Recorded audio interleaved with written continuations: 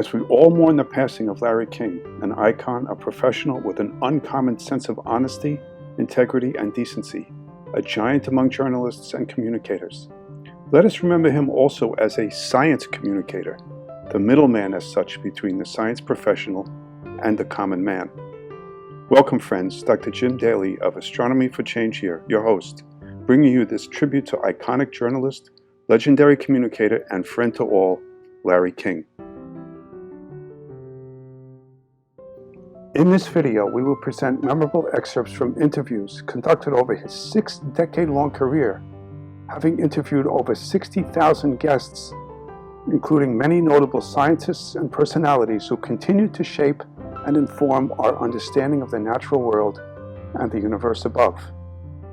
The chosen interviews include Mr. King's longtime friend and fellow New Yorker, Dr. Neil deGrasse Tyson, astrophysicist with the American Museum of Natural History and the Frederick P. director of the Hayden Planetarium in New York, the world-renowned theoretical physicist, the late Dr. Stephen Hawking, William Shatner of Star Trek fame, who played the legendary Captain Kirk, Dr. Seth Shostak, senior astronomer at the SETI Institute, a not-for-profit organization whose mission is to explore, understand, and explain the origin, nature, and prevalence of life in the universe.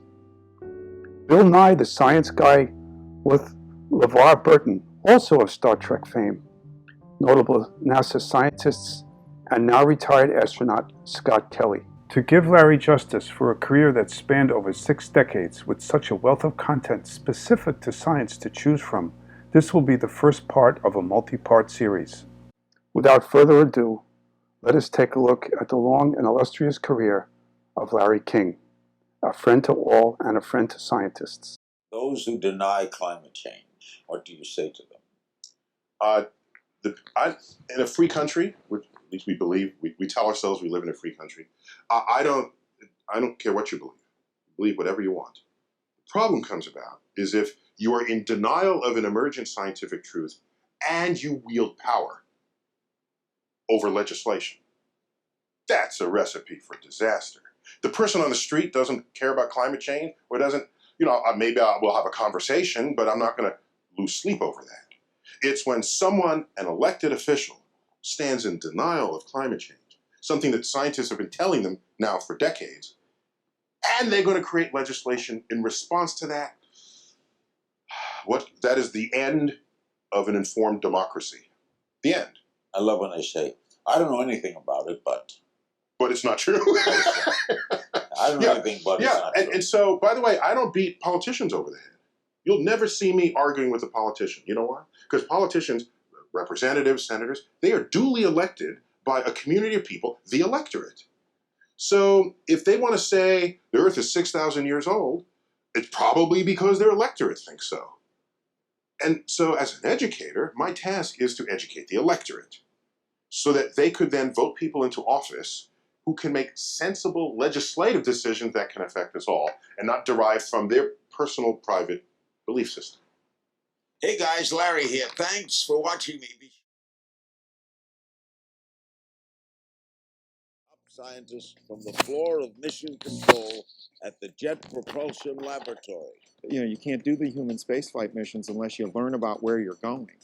And so JPL plays a very important role in understanding that. So before we could go to the moon, we had to go make sure we understood where to land and what it was like. Why does Mars fascinate us so much? It's our closest planetary neighbor that is habitable.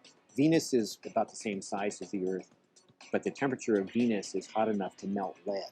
What's the Juno project? So Juno is on its way to Jupiter.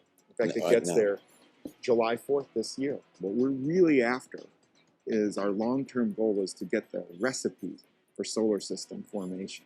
How do you make planets? Plus, the reason we're so optimistic about finding life is not just the argument that there are so many planets in the galaxy. It's that when we look out in the cosmos, we find the building blocks of life all over the place. All next on Larry King Now. Welcome to a special edition of Larry King Now. We come to you from the floor of Mission Control at NASA's Jet Propulsion Laboratory in Pasadena, California. Three NASA scientists will join us to discuss several of the awe-inspiring projects the space agency is working on, including a mission to help better understand the origin of our solar system, a human mission to Mars, and the recent discoveries of new planets. Joining me now is Dr. Scott Bolton. He heads up a historic mission to the planet Jupiter.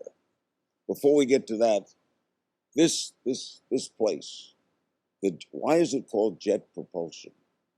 So when they were first figuring out how to do rockets and jet propulsion, this was the place where they were doing the testing, the fuel testing, the engine testing, and it was part of Caltech, California Institute of Technology. And the story is, you know, they were having some accidents. It was a little bit dangerous. So they said, hey, move out here away from the campus. So when you have an accident, it doesn't blow up a bunch of students. And they didn't call it rocket propulsion, they called it jet propulsion. I think they were looking at jets back then. Yeah. Exactly. A lot has come out of this place, right? Oh, incredible stuff. It has incredible history. I mean, the room we're in, this is literally where they drive the spacecraft. I mean, they're watching the data come down, they're navigating, they're sending the commands, they're watching it go through space. Well, we hear about Houston and Canaveral. The rocket doesn't go from here. That's right. Well, the human space program is mostly run out of Houston, and Cape Canaveral is where the rockets launch from. You got robots here, right? We got robots, smart robots. So you don't talk to humans. We don't talk to humans too often. I mean, sometimes they'll do a little bit with something on the space station, or we've launched things back when the shuttle was going. There were robotic spacecraft that were put into the cargo part of the shuttle and sent up. But generally, we don't work on the human spaceflight missions, although a lot of you can't do the human spaceflight missions unless you learn about where you're going. And so JPL plays a very important role in understanding that. So before we could go to the moon, we had to go make sure we understood where to land and what it was like. Before we send a human to Mars, we've got to send a lot of spacecraft to Mars that are robotic to study the planet and make sure we know what we're doing when we send real life there. What's the Juno project? So Juno is on its way to Jupiter. In fact, it Right gets now. there July 4th this year. It was launched back in 2011. An appropriate day. Huh? Yeah, that was just a coincidence. It was launched in 2011. Right, Taken August 5th. 5 years. 5 years. How Jupiter's far away is Jupiter? Jupiter is about 5 times the distance from the sun that the Earth is. So the Earth's about 100 million miles. Jupiter is 5 times that distance. And you get there, there's no direct road, so you've got to kind of go around the sun and spiral your way out. So even though it may only be 5 times the distance as the Earth is from the sun, we end up traveling over 1 billion miles to get out there. What fascinates us about Jupiter? So Jupiter is the biggest of the planets. It's basically the monster out there. Bigger than Earth. Bigger than Earth. 1,000 Earths fit inside Jupiter. And so when we want to understand the early part of the solar system, where did we come from? How did the planets get made? Jupiter holds a lot of key secrets for us because it's the biggest and most massive of the planets. One, almost everything else in the solar system would fit inside Jupiter. So after the sun formed, there were leftovers, kind of hanging around. More than half of those got sucked up and made into Jupiter. So it probably formed very early. It's mostly hydrogen and helium, just like the sun. So it's basically had to form before we lost the cloud that formed the sun. But it also dictated and sort of governed what the early solar system was like. And so, we're here in part because Jupiter exists. It shielded us, it sent material that made us. And it basically, by studying Jupiter, you learn about that very first step in how you make solar systems. And finally, has the mission to Jupiter gone well? It's going great. I mean, it's taken a long time. I have to be very patient in my business. Thank you, Scott. Thank you. Great talking to you. Scott Bolton. Wow. Coming up, Dr. David Beatty. He'll join us to discuss the latest with the Mars rover, the recent discovery of water on that planet, and a manned mission to Mars. More from the JPL after this. We're back at NASA's Jet Propulsion Laboratory. Joining us now is Dr. David Beatty. He's Chief Scientist for the Mars Exploration Directorate. Directorate. What does that mean? Mars Exploration Directorate. JPL is organized into a series of directorates that sort of constitute business sectors in which JPL operates. Earth Science Directorate, Astrophysics, and Mars is one of those. And are we getting, we've been contacting there for a long time now, right? Contacting Mars? Yeah. Yes. And we're getting back information. Send it, what are we sending and getting? Well, we have a fleet of missions that are in operation. They last for a certain amount of time, and then they eventually degrade and quit working. We call it graceful degradation.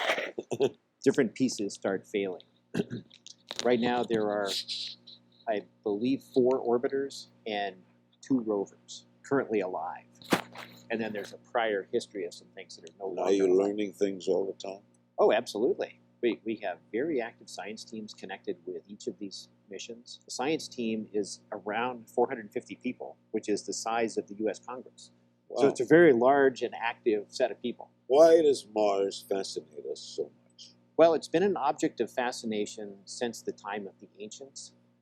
It's our closest planetary neighbor that is habitable. The Venus- discovery of water means? Everywhere on Earth we find water, we find life. We don't know of life forms on Earth that don't require water. So that's part of our search mechanism for evaluating this question of, are we alone? That's the way we sometimes phrase the big question, are we alone? What would you bet? Larry, I don't bet. Okay. What do you think? I'm a scientist. And in the science arena, we try to comment on things we can prove. And this is a thing that I don't know the answer to. There's a possibility. There's a possibility. And the exciting thing for me is the next generation of scientists may be the ones who are able to answer that question and deliver the proof. So all the information you're getting will be passed on. Of course. Yes, that's the way science works. The human mission. Is it true that there's a group of people who are willing to go there and know they won't come back? There are. I mean, that is a true thing. How many of them are there? The Europeans have put together a mission concept and asked for volunteers for a one-way trip. And the number of people that have signed up for that trip, I don't have the exact figure in front of me, but it's in the vicinity of 100,000. Really? People signed up to go on this one-way trip. Of course, the mission can only handle a few, but it actually was rather surprising to us that there were that many people willing to go on a one-way trip. Why do you think people would want to go when they're not going to come back? I actually had a chance to ask Shannon Lucid that question. She's one of the major astronauts in the NASA program. And she said, I have now had my children. I've now had my grandchildren. If the mission had meaning, or had a real purpose, I might sign up myself. But the key for her was it has to have a meaning. It can't just be a stunt to put a human there. How far are we away from that? We talk about trying to do it in the 2030s, and it appears that that is technically possible. The key question is it politically possible? You know, it takes budget, and it takes commitment, and how much food? And yeah, keeping the spare parts, finding a strategy to keep the mission going, and so forth. But a challenge politically is that it's more than one presidential time period between now and the 2030s, say 2035 or 37 or something like that. How do we sustain the momentum across these presidential boundaries? If we do, we'll certainly learn a lot. Yeah, these long-term things are hard in that sense. Thank you so much, David. Okay. Dr. David Beatty. Dr. Nick Siegler will join us to discuss the increasing number of new planets being discovered and what does this mean in the search for intelligent life. We'll be right back. Joining me now is Dr. Nick Siegler, Technology Manager for NASA's Exoplanet Exploration Program. Okay, what do we mean by exoplanet? Well, Larry, first of all, it's great to have you at JPL and Great NASA. to be here, finally. And I'm going to come back with the whole family and spend a day here. All right. It's an incredible place. Exoplanets. So exoplanets are just simply planets that orbit other stars. And the first one was discovered back in 1995, not that long ago, and we're already up to almost 2,000 newly discovered exoplanets. What took so long? The technology. These exoplanets are very faint, they're very far away, and it's taken a lot of new technology to catch up. And why is it important to find them? Well, first of all, and I think ultimately, we want to find out, are we alone? So if we have any chance of finding life, would exist on a planet. We don't think life is just going to float in space. The major question of all of this is search for other life. We want to know if we're alone. Are there other things we could learn, Sure. forgetting whether we're alone? Exactly. How do planets form? Where do they form? How many planets are there? So the first question we've been trying to ask, are there planets? And thanks to the Kepler Space Telescope, we now know that the galaxy is just littered with planets. In fact, every star you see up in the night sky probably has at least one planet, if not a whole planetary system. Might we find a lot about how Earth began? Exactly. In these studies. Exactly. As we find out how frequently do we find Jupiters and how frequently do we find Earths, an interesting facet of the Kepler discoveries is that Earth-sized planets are the most common type of planets found in the galaxy. We had no idea. So that bodes well for the possibility of life. Tell me about the Kepler telescope. What makes it so special, and who is Kepler? So Kepler was a medieval astronomer, and he came up with some magnificent laws of physics. But he was the one that indicated that planets orbit stars in elliptical orbits. But the Kepler Space Telescope, named after Kepler, is very simple. It just stares out into a field of stars night after night after night, and it looks for one thing. It looks for the star's brightness to occasionally dip when there's a planet that crosses in front of it. And when the planet comes around to the other side and does that again, we see the same exact dip, indicating the presence of planets. Are you looking at that here? Where are they looking at this? So this telescope is obviously in space, and then we have our colleagues at the NASA Ames Center who are responsible for the operations of this telescope. But this telescope has completely revolutionized our understanding of planets. So the question of, are there planets, or are there a lot of planets, that's been answered. So now JPL and NASA, we're shifting our attention away from, are there planets, but are there life forms on these planets? And what does Dr. Nick Siegler do all day? Well, I actually am doing a job that I love to do. So my job is to identify the technology needed, so when NASA's ready to fly a mission looking for life, we'll be ready. And you do this in an office? In this, what's your work environment? Well, obviously we have offices, but we have some magnificent labs, hence the name Jet Propulsion Laboratory. And this is where we develop a lot of early prototypes. And in fact, Larry, I brought with me a couple of prototypes to show you. So these are two prototypes that are going to play instrumental roles in the search for life. The problem with looking for life on these planets, like your flood lamps in this room, is they're so bright and the planets are so faint. So we need to come up with a technique to block the brightness of the star so you can see the faint little planet next to it. So here's a technology that we're developing here at JPL. It's called a coronagraph. You can't even see it. It's the size of a period at the end of a sentence. We put this in the back of a telescope, and the light from the star focuses on that little dot. The planet light will skirt around the mask into the telescope's camera. It doesn't get blocked by that little dot. Wow. It's hard to believe. Now, this thing here is sort of like you driving in a car heading west at sunset, and you see the blinding sun. So you put down your sun visor. Sun visor, exactly. And that's what this does. But sometimes if you're on a bumpy road, that starlight, that sunlight, is going to still get around your visor and blind you. Right. So we have option number 2, and this is called the star shade.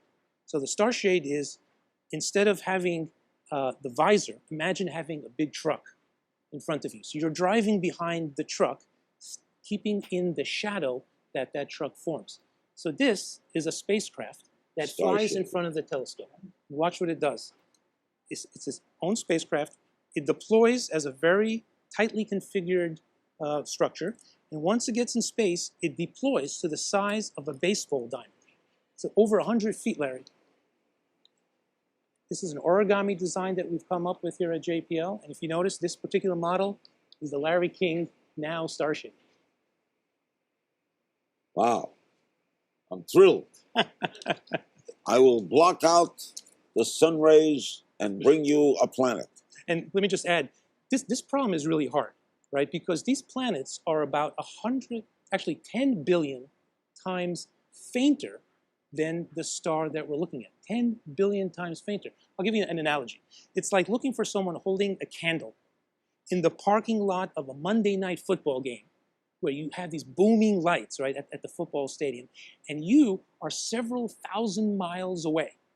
So not only will you not see the person holding the candle, you won't even see this football stadium. All you'll see is just a dot of light.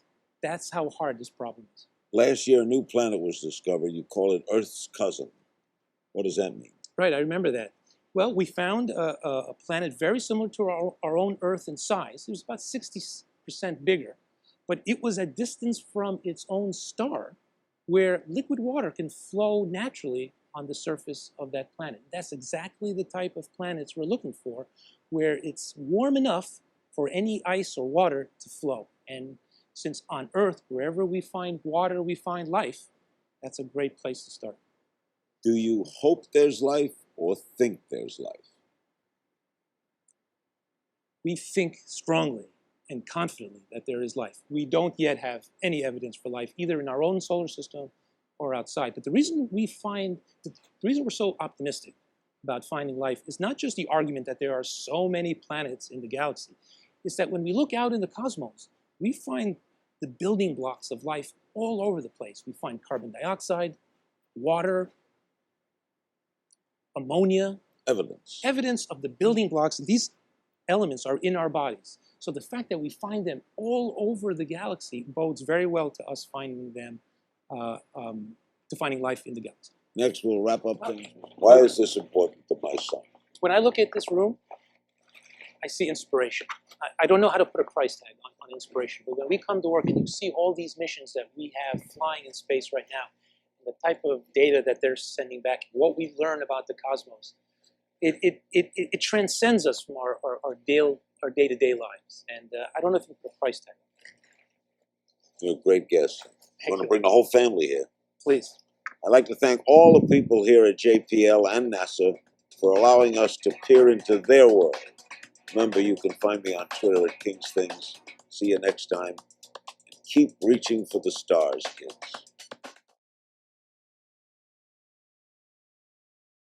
What is an exoplanet? Larry, it's simply any planet outside of our own solar system.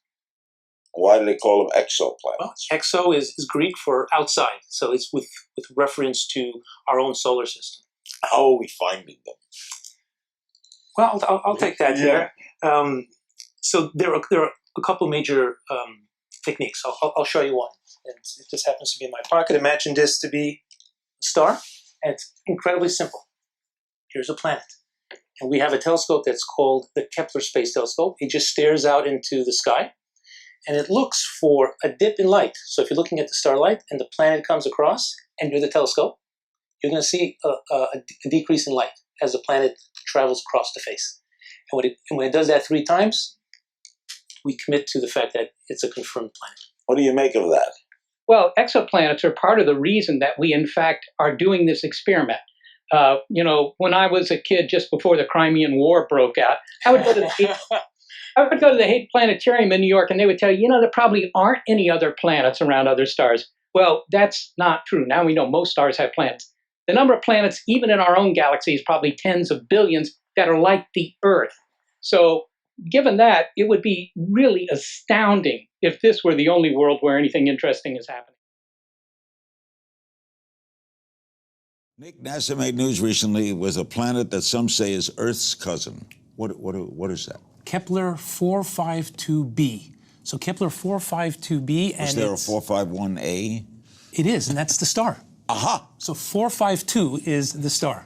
Okay. So the planet and the star together are the closest analog to our own Earth and Sun system. The 452b is just a little bit larger than our own Earth. It orbits a star that is almost identical to our Sun. The amount of time that it takes to make one pass around the star is within 20 days of our own year. And most importantly, this planet is at a distance where it's not too hot, so water vaporizes, or too far away where water turns into ice. It's just right, just like here on Earth, where water can flow. It could be Earth's brother. Well, the reason it's a cousin and not a twin is the fact that this planet is about 60% larger than our own Earth. That might make a difference. Does it have water? We don't know yet. We don't know yet. But if it had water, and we think that most planets do, it would be actually able to flow in pools of oceans and lakes. Why isn't this the biggest story of the year? Well, I think for those that are interested in this field, I think they're very excited about this. I think it's still percolating in the consciousness of its discovery. But I'll point out that there have been 11 other planets very similar in size to this discovery. But what makes this one extra special is the fact that it's orbiting around a star very similar to our own sun. Will our children see exoplanets? Larry, they can go to the internet right now and download pictures of exoplanets. What few people actually know is we've been taking direct images of exoplanets now for over a decade. What makes them perhaps a little less interesting is the fact that they tend to be very large, gaseous, giant planets. They're young, they're very bright, and we have imaged them directly. What we haven't done is imaged planets very similar to the Earth. That's really hard to do, and that's what my team is working on.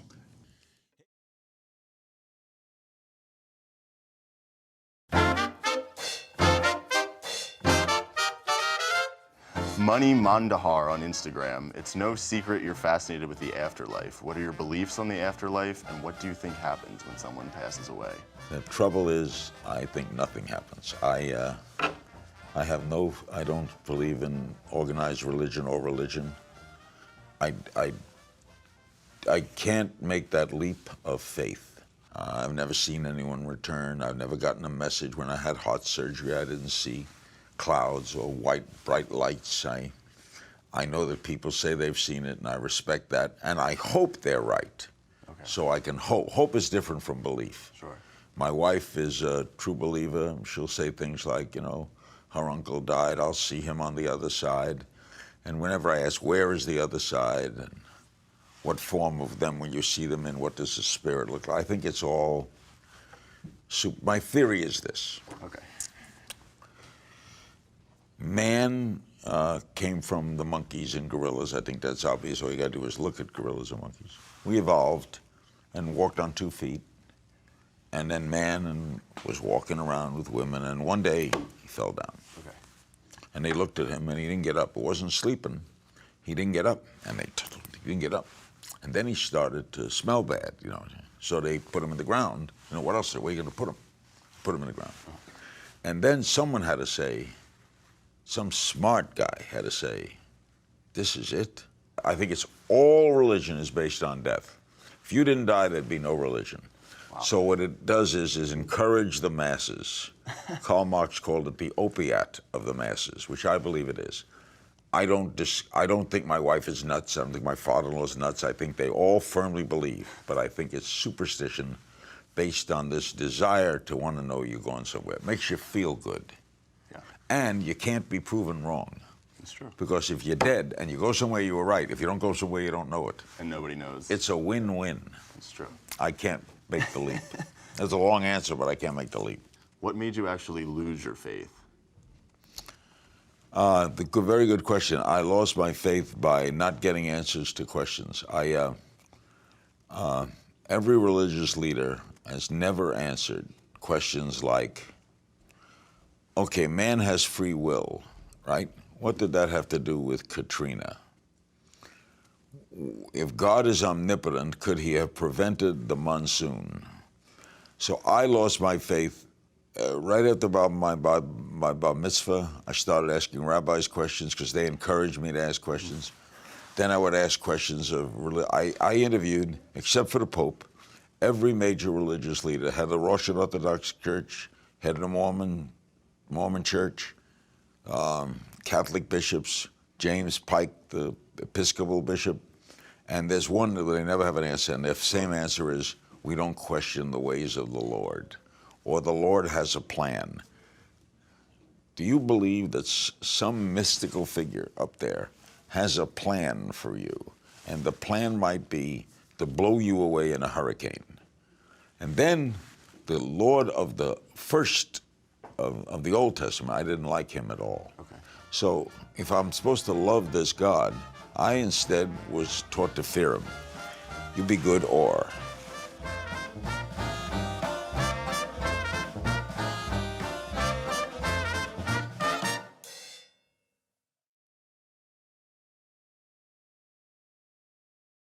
So what do you predict will happen? What will we learn? Well, what we learn depends on whether the guys at the other end, the aliens, if you will, are sending a signal designed to be picked up so that maybe they'll make it interesting. Maybe they'll send, I don't know, information about themselves. Maybe they'll send, here's all of physics, here's the cure for death. I don't know what they might send. But on the other hand, maybe we just pick up a transmission that wasn't really intended for us. We just eavesdrop. And in that case, what you'll learn is where they are, how far away they are, and maybe not terribly much other stuff, but at least you would know that what's happened here on Earth is not a miracle. It's just something that happens all the time. 46% of Americans believe in the creationist view. God created humans in the present form at one time in the last 10,000 years. Does that just shock you that so many people still think that? Yes, it does. Shock you? It doesn't shock me, but it's pretty troubling. How about the recent push to implement intelligent design in school curriculums? It's very Dangerous. bad. It's very dangerous. Dangerous. You don't mess with the truth. You just don't mess with Well, truth. do we know the truth? Well, we certainly know that the universe was created a long time ago. Intelligent design is, as the saying goes, dumb. Yeah. I'm amazed at the kind of people here. What an amazing fellow. And you got the Stephen Hawking Medal. Now, I have interviewed Stephen 3 or 4 times. What did it mean to you to get that medal? Well, so we're reminded that Stephen Hawking is not only a brilliant scientist, but he himself has committed so much of his life, time and effort to bringing the universe down to Earth. I guess we can start that time clock with A Brief History of Time, a runaway bestseller from back, I guess, was it the 80s or if not early 90s? And he's done TV shows, he's written multiple books. With ALS. With ALS, or whatever version he has that he can still live as long as he does. But obviously he's a quadriplegic. Right now he guides his communication through his eyes because he can still control what his eyes look at. There's a screen in front of him. And so it's just stunning that first he has the stamina for all that he creates and produces, but also to receive a medal in his name. I think the honor of any award is established by the legacy of either who created it or others who have won it before you. And so I don't take this lightly. I take it as an affirmation that somebody was paying attention. He made major discoveries related to black holes. He basically brought black holes into a next generation of understanding. In fact, there's a kind of energy that emanates from a black hole that bears his name. It's called Hawking radiation. And we're in Norway, I guess they give the Peace Nobel Prize here, but the Nobel Prize, he's surely done enough work to get a Nobel Prize. You would think. Yeah, if he doesn't get one, I'd be disappointed. But you know what I think? I think he's transcended the Nobel Prize. Same with Einstein. If you talk about Einstein, he did this, relativity. You don't then say, did you know he won a Nobel Prize? That's like anticlimactic compared to what he actually accomplished at that level. So he may transcend all awards he could possibly be given.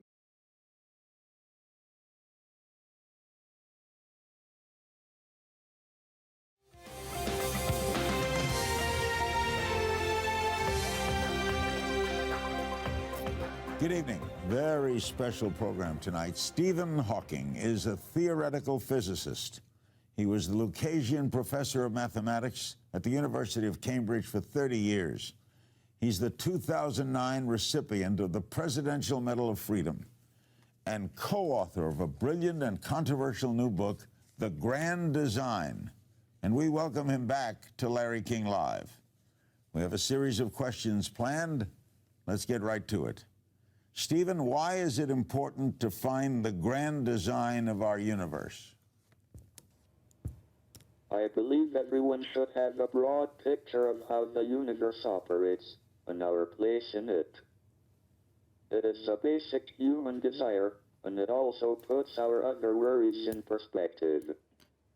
You say that science can explain the universe without the need for a creator. Well, what is that explanation? Why is there something instead of nothing? Gravity and quantum theory cause universes to be created spontaneously out of nothing. You write that because there is a law such as gravity, the universe can and will create itself from nothing. Will you tell me how that law came into existence? Gravity is a consequence of M theory, which is the only possible unified theory. It is like saying, y is 2 plus 2, 4. I guess simply put, do you believe in God? God may exist, but science can explain the universe without the need for a creator. So he may exist. I'll pick up on that with the panel. Your book has stirred a lot of controversy. Why do you think people react so strongly to your contention that it's not necessary to invoke God to explain the creation of the universe? Science is increasingly answering questions that used to be the province of religion. One of your colleagues at Cambridge says that science provides us with a narrative as to how existence may happen, but theology addresses the meaning of the narrative. How do you respond to that? The scientific account is complete. Theology is unnecessary.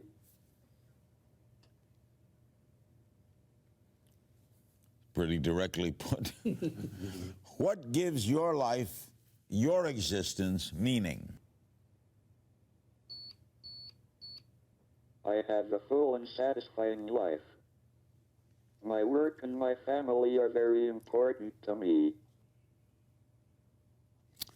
You recently said that you see great dangers for the human race.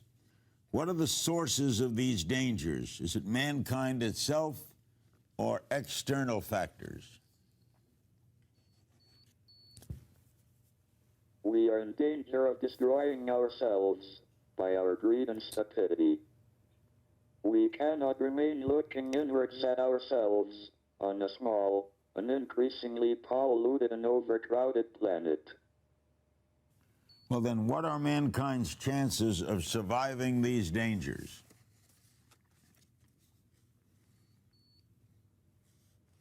If we can get through the next few hundred years, we should have spread out into space. Then, an isolated disaster will not wipe out the entire human race. We got to get through the next 200 years, though. We'll be right back with more of the directly responsive Stephen Hawking. According to M theory, ours is not the only universe. Instead, M theory predicts that a great many universes were created out of nothing. Their creation does not require the intervention of some supernatural being or God.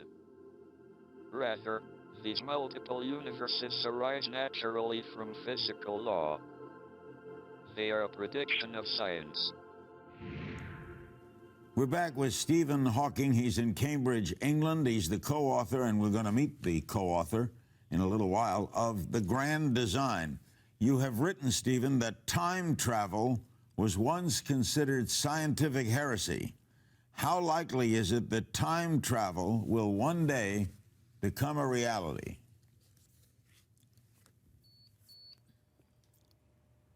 Time travel used to be thought of as science fiction, but Einstein's theory of general relativity allows the possibility that we could warp spacetime so much that you could fly off in a rocket and return before you set out. I was one of the first to write about the conditions under which this would be possible. Unfortunately, it is likely that the warping would destroy the spaceship and maybe the spacetime itself. If you could time travel, would you go forward or backward? I would go forward and find if M theory is indeed the theory of everything. Do you have a hero? Who is your hero? And if so, why? Galileo, the first modern scientist who realized the importance of observation. I feel closest to him because he followed his nose and was a bit of a rebel. You have said that experiencing zero gravity is one of the most meaningful experiences you've ever had. Why? Zero gravity was amazing. I could have gone on and on. Being confined to a wheelchair doesn't bother me, as my mind is free to roam the universe, but it felt wonderful to be weightless. What, Stephen, do you most hope people take away from your new book, The Grand Design? In your opinion, and it's a great book with a lot of important points. What is the most important point in the book? That science can explain the universe, and that we don't need God to explain why there is something rather than nothing, or why the laws of nature are what they are. What quality or lesson would you most like to pass on to your children? Look up at the stars, not down at your feet. Succinct. And Stephen, finally, you are 68 years old. You'll be 69 in January. Your many admirers always worry about and wonder about your health. So can you tell us how you're doing? When I was first diagnosed with ALS, I was given 2 years to live. Now, 45 years later, I'm doing pretty well.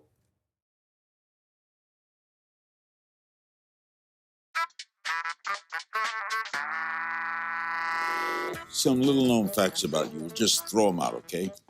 A characteristic you value most in other people.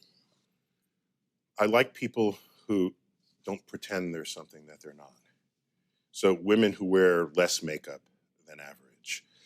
People who are short but don't try to wear heels. People who are tall but don't cower in their height.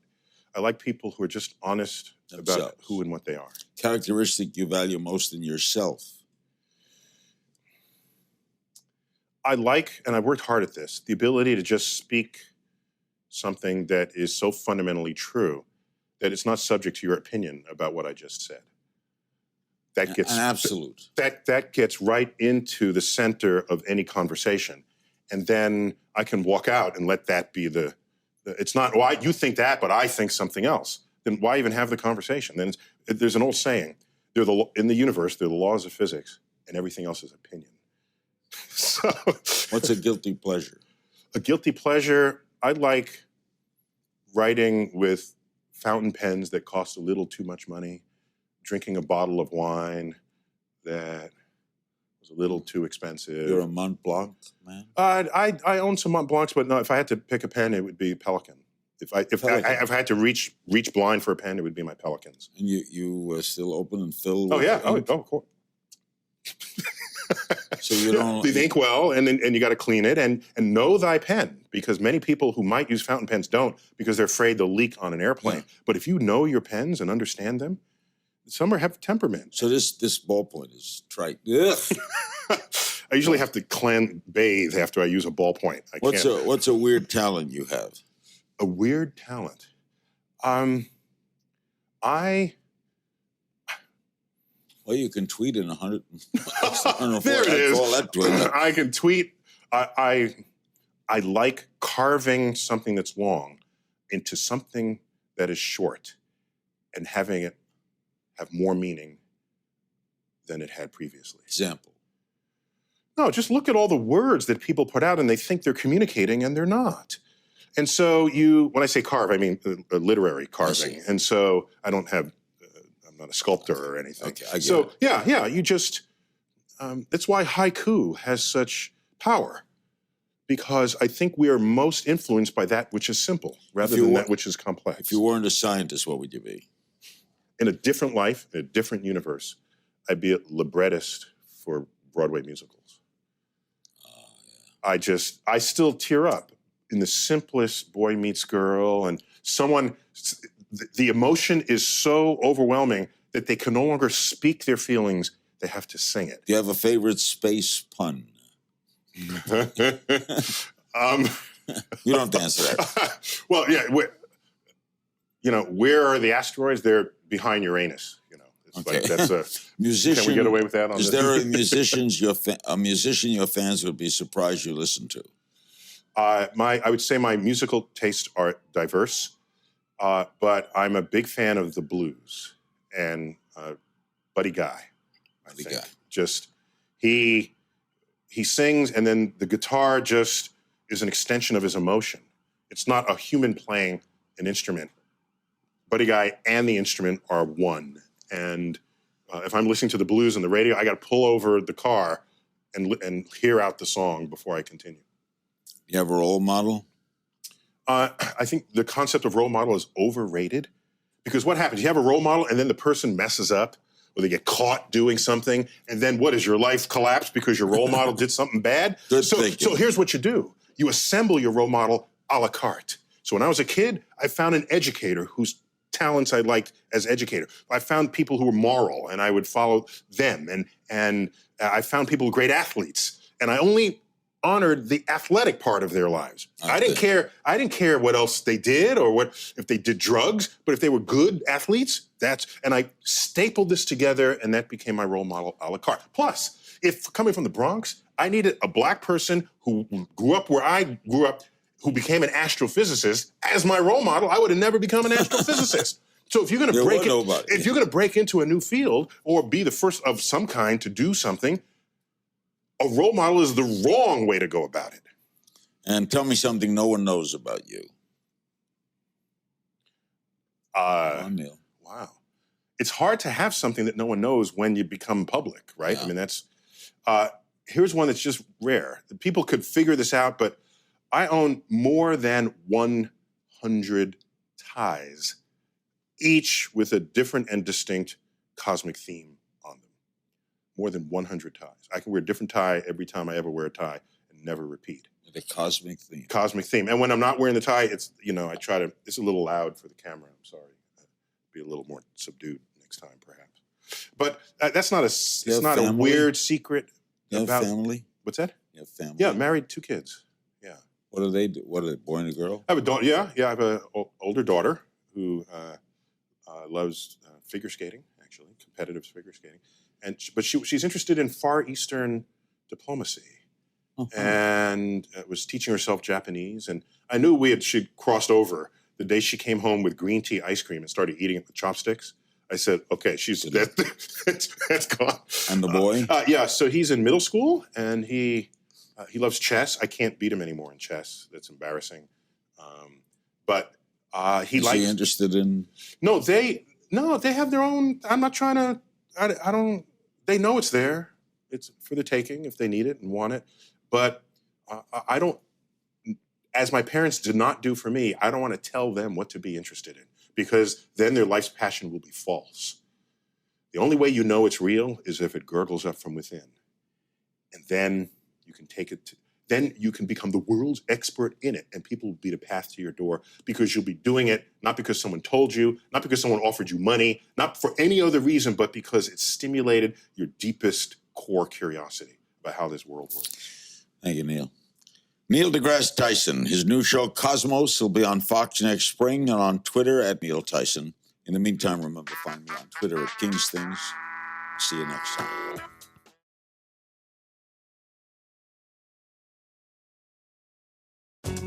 On Larry King Now, he's one of the most brilliant minds in the universe. My exclusive conversation with Stephen Hawking. Why do the universe and all the laws of nature exist? Are they necessary? In one sense they are, because otherwise we wouldn't be here to ask the question. But is there a deeper reason? You've been warning people about the dangers of artificial intelligence. I don't think advances in artificial intelligence will necessarily be benign. Once machines reach the critical stage of being able to evolve themselves, we cannot predict whether their goals will be the same as ours. Plus, astrophysicist Dr. Garrick Israelian. The sky is mysterious because we cannot reach the sky. It's in human nature. When you can touch something, when you can get close, then you lose your interest. And that never happens with stars, and it never happens with universe. We think that this is probably the most mysterious things in nature. It's all next on Larry King Now. Welcome to this very special edition of Larry King Now. My guest today needs little introduction. The world's most famous scientist and intellectual, a man of incomparable genius, Stephen Hawking. Stephen is Director of Research at the Department of Applied Mathematics and Theoretical Physics and founder of the Center for Theoretical Cosmology at the University of Cambridge. He joins us today from the Starmus Festival in the Canary Islands. I last spoke to Stephen in 2010, and it's a pleasure to have the opportunity to pick his miraculous brain again. Stephen, when we last spoke 6 years ago, you said that mankind was in danger of destroying ourselves by our greed and stupidity. Have things gotten better or worse since then? We certainly have not become less greedy or less stupid. 6 years ago I was warning about pollution and overcrowding. They have gotten worse since then. The population has grown by 500 million since our last meeting, with no end in sight. At this rate, it will be 11 billion by 2100. Air pollution has increased over the past 5 years. More than 80% of inhabitants of urban areas are exposed to unsafe levels of air pollution. Stephen, what's the biggest problem facing humanity today? The increase in air pollution and the emission of increasing levels of carbon dioxide. Will we be too late to avoid dangerous levels of global warming? You've been warning people about the dangers of artificial intelligence. How seriously are governments taking this warning? Governments seem to be engaged in an AI arms race, designing planes and weapons with intelligent technologies. The funding for projects directly beneficial to the human race, such as improved medical screening, seems a somewhat lower priority. What do you make of Ray Kurzweil's theories on singularity? Do you think we'll see man and machine become one? I think that his views are both too simplistic and too optimistic. Exponential growth will not continue to accelerate. Something we don't predict will interrupt it, as has happened with similar forecasts in the past. And I don't think advances in artificial intelligence will necessarily be benign. Once machines reach the critical stage of being able to evolve themselves, we cannot predict whether their goals will be the same as ours.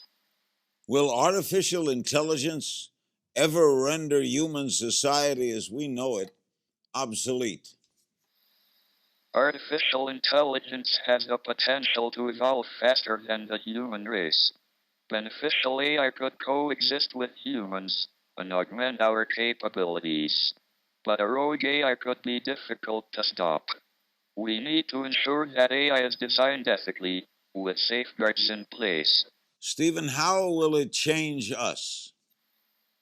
I believe beneficial artificial intelligence will permeate throughout every aspect of our society.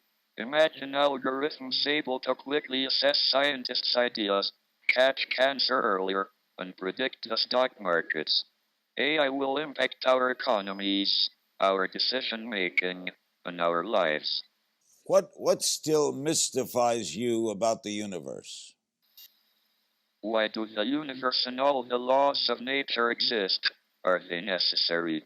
In one sense they are, because otherwise we wouldn't be here to ask the question, but is there a deeper reason? Have any of your theories changed over the years? And if so, which ones?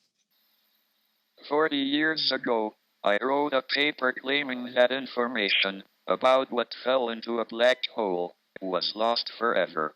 The paper aroused controversy, which has continued until the present.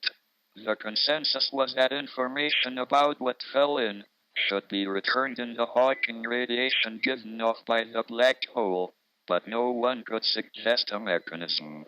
However, two colleagues and I discovered that the information is encoded on the horizon and will be returned. What scientific discoveries have surprised even you over the years?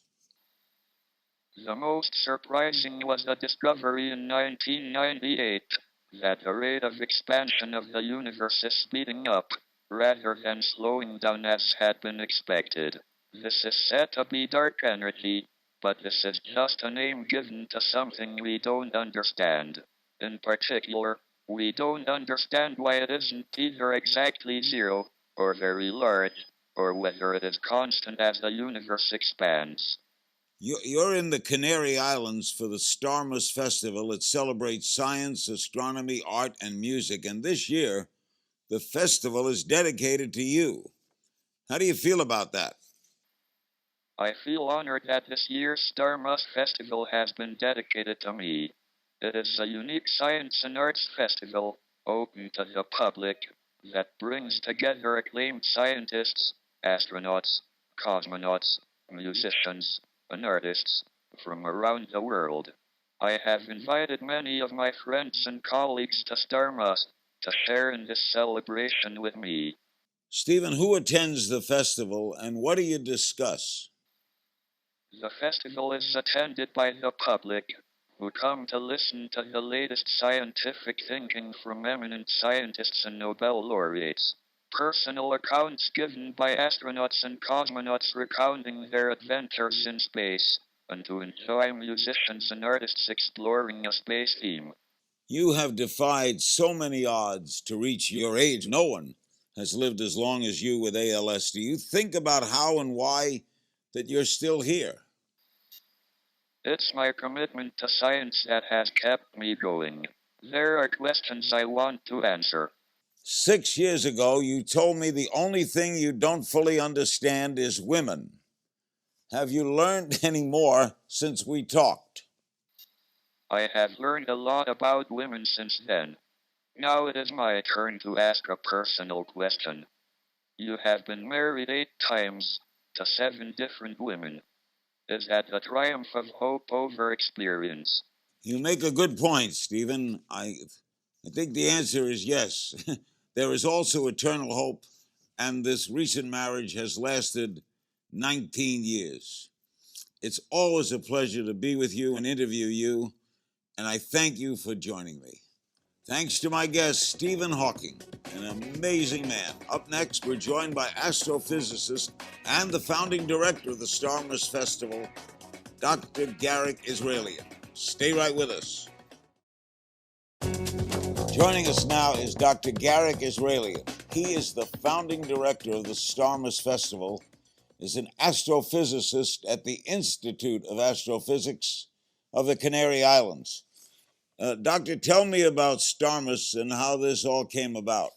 Well, Starmus is a science communication festival, in which the first edition was back in 2011. It was dedicated to 50 years anniversary of Yuri Gagarin's flight.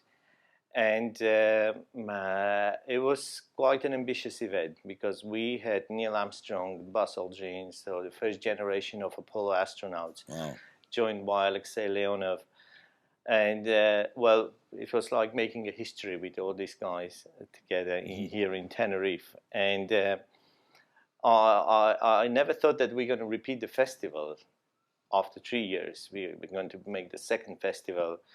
And then especially having Stephen as a keynote speaker at the second festival, that was something that we could never dream about. At this point, we asked Stephen if he will be interested in joining the board of STARM's advisory board.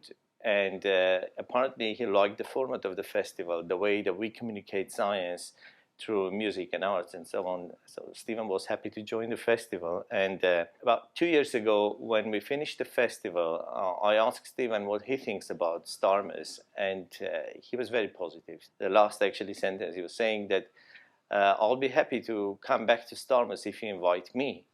And that's the thought. I said, well, of course, no, we're not only going to invite you, we're going to pay you a tribute. So that's exactly what we are doing now, paying a tribute to Stephen Hawking.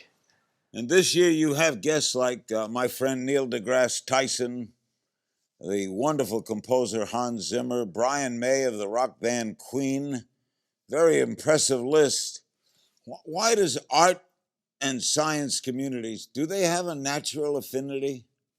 I always thought that science inspires arts and arts inspire science. It's my generation, the generation who grew up with music of 70s. We were inspired by bands like Pink Floyd and electronic music, and there was a kind of a relation between this type of music and science, and especially space science, astronomy. This was the Apollo era, and even singers like David Bowie, they were quite inspired by this. And later I realized that these musicians themselves, they were inspired by science, by astronomy. So there was this interesting bridge between music and astronomy, space. So then the idea was just to bring these two communities together and let them together inspire young scientists or young new generation, because the message is much, much more powerful when you get musicians, artists, and scientists, astronauts together. You really create a different atmosphere. It's so unique that so you will never see this anywhere else. And of course, Laurie, it's really difficult to build a festival like that, and especially in science, where, especially in Spain, when we don't really have much support from private companies, and basically no one is interested in supporting the science festival. So we come with some public support. But the message is so powerful, is so incredible, that we can reach people like Neil deGrasse and Brian May, and they are so happy to join us, and Hans Zimmer too. You're going to award the Stephen Hawking Medal for Science Communication. Give me a little history behind the medal.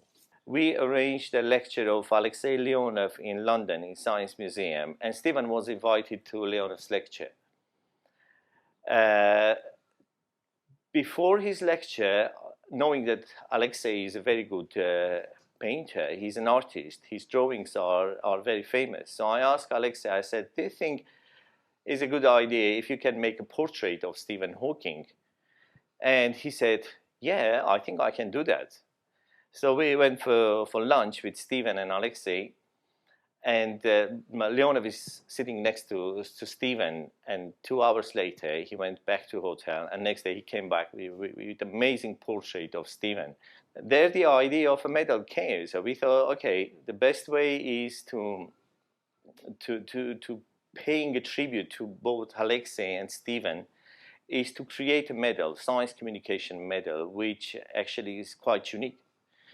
And it should be a medal which is not for scientists, or not only for scientists, but also for those the reporters and film directors and musicians, those who promote science, who create arts and unique or films and popularize science with what they are doing. So Hans Zimmer is a classical example. So his music was so inspiring in films like Inception and Interstellar. Yeah, well said. You've worked with Stephen for years. Obviously, he has ALS. He's had it for such a long time. Is it difficult to work with him? What's it like to work with him? Yeah, it's not very easy. Communicating with Stephen, of course, it takes time for him to write sentences. It may take 15 minutes, 20 minutes, or even more. But the time that it takes, the time that you are waiting to hear from Stephen, that he will answer you, is exactly the time that it makes you thinking about Stephen too. So it's quite interesting. So every time that Stephen has to answer my question, whether it's 10 minutes or 15 minutes, I think about him. So that makes this very unique, very interesting relation between a person who is communicating with Stephen and Stephen Hawking. So it's really unique. It's so different. You never experience, you never feel this communicating with others. So that happens only when you communicate with Stephen. And then you realize that Stephen is actually the strongest person on the planet. So when I'm asked, what do you think about Stephen? I always say, he's probably the strongest person on this planet. What separates an astrophysicist from a physicist? Well, astrophysics is basically physics of space, celestial bodies, stars and galaxies and so on.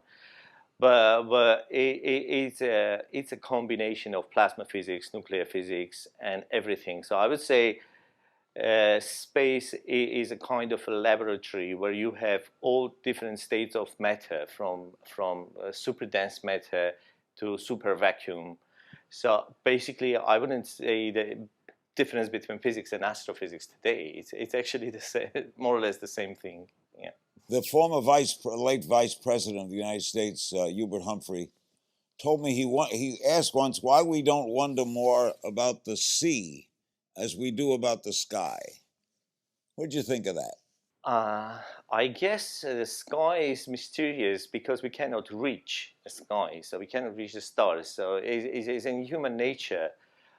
When you can touch something, when you can get close, then somehow you lose your interest, and that never happens with stars, and it never happens with universe. So everything is so distant, it's so mysterious, and so we think. And I think it's normal that we think that this is probably the most mysterious things in nature: stars, planets, galaxies, and also because somehow we realize that it's probably something that we can never understand, and we can never reach stars or galaxies, and that makes it even more mysterious, more interesting. Stay tuned for more with Dr. Israelian right after this. Why the Canary Islands? Why is that an important location for astrophysics research? Clear sky, no pollution, no light pollution. I would say not even dust pollution, very rare, sometimes from Africa coming dust. But usually it's an extremely clear sky. It makes one of the third best places for astronomy in the world, with Chile and Hawaii. Now, June 30th is Asteroid Day. It's the anniversary of the largest asteroid impact on Earth. How much do we know about asteroids, and are they a danger? They are certainly a danger, Larry. They are very dangerous because we probably know less than 1% of dangerous asteroids that can hit the Earth. Detecting asteroids is not an easy task because you need infrared telescopes, you need cameras, and especially small bodies that are very hard to detect before they actually get very close to the Earth. And some of them before they hit, the one that happens in Russia 2 years ago. And the danger is very high, is very, very high. So I think we need more research and more, probably more funding and more awareness about asteroids because the danger is there. When you study space, like black holes or planets or massive stars, what's that effect on the average citizen of the Earth? Well, we learn physics of the universe. We learn laws that govern the nature, basically physics. And we also learn about our own evolution, because the evolution of Earth, and Earth is one of the billions of planets that exist in our galaxy. So basically, studying astronomy, we study the nature. And I would never separate, like say, biology or chemistry or other branches of science for astronomy by their importance, because they are, I think, everything is important in science. You can never put secondary branches of science that are secondary or primary. Everything is important. In a couple of weeks, I think we're going to land on, where are we going, Jupiter? We're going to Jupiter, Juno. Juno. NASA mission is going to land on, on July 4th. Symbolic. What is the importance of Jupiter? I think Jupiter is the most important planet in the solar system. First, because of the evolution of Jupiter was directly influencing the formation of the Earth and all small planets. So you can perfectly say that there would have been no life on the Earth if there was no Jupiter in the solar system. Not only because it was protecting us from asteroids and many impacts, but also because the evolution of the orbit of the Earth and even maybe a formation of life and everything is related to the presence of Jupiter. We know that Jupiter has influenced the formation of asteroid zone between Mars and Jupiter. And so obviously, from the point of view of formation of solar system, things would have been completely different. There would have been no Earth if there would have been no Jupiter in a solar system. Do you think the public still has great interest in this? Certainly, there's been less interest in the astronauts after all the major, the moon and everything. Is it hard to get the public involved in this? I think it's getting harder and harder to get public involved in this. And one of the reasons, because we are really oversaturated by information, it's because of internet and everything, media. There's so much information, the flux of information is ever increasing that it's really difficult to draw attention of the young generation or kids into to science, precisely for this reason. There's so much to do in internet. It's not like back 70s or even 80s, where you simply with cinema, films, and music you could do the job. But nowadays it's really fighting for receiving attention from young generation, especially with sports and films and Hollywood. It's really difficult to compete with them. It's impossible. In recent years, there's more of a push to get more women involved in science. Are we getting more women in the field? I think we are getting more women in the field. I see it from the number of PhD students in my institute and in general in astronomy. I think that we get a very large number of master students and PhDs in astronomy. There's probably even more than 50% of PhDs going into astronomy are women nowadays. Certainly, yes. Well, that's good to hear. Dr. Israelian, I thank you so much. You and Dr. Hawking have contributed so much to our knowledge of the world around us and above us. Thank you very much, Larry. Thank you. Dr. Garrick Israelian and earlier Stephen Hawking. And you can find out more about STARMUS at www.starmus.com. And as always, you can find me on Twitter at King's Things. And I'll see you next time.